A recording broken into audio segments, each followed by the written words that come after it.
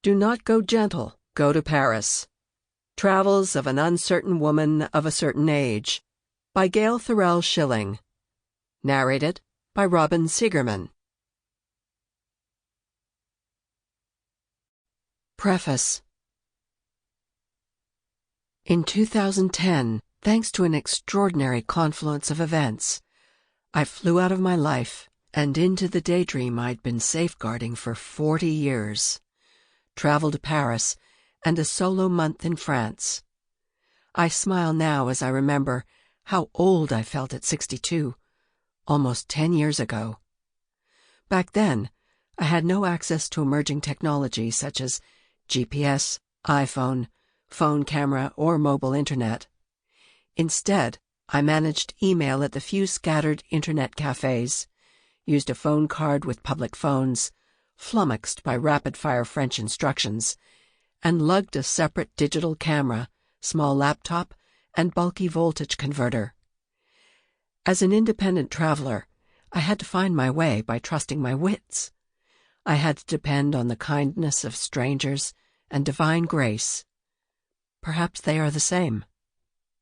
I'm convinced that depending on electronic devices would have lessened my learning curve and the spritz of exhilaration I felt each time I solved a problem, however modest.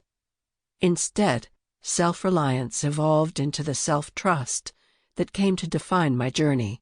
I arranged my own itinerary and booked my own lodging online without help from a travel agent. I had not yet learned about Airbnb, a fledgling service. Online booking was still evolving and precarious, warned travel sites. Would the actual lodging match the online photos? Creepy stories abounded. Less progressive hotels required credit card information via email. Send half your credit card number in one email and half in another. Pure intuition steered me away from posting my credit card number in any way on the internet. Of course, much of this communication was in French, years before I learned the joys of Google Translate and other language apps. Instead, I had to refresh my mothballed French skills.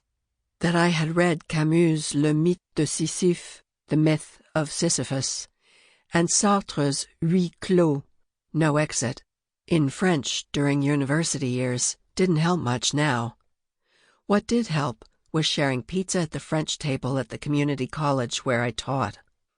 Here, beginning students and I conversed, and I was pleased how much French I remembered. The French professor praised my accent. Sample complete. Ready to continue?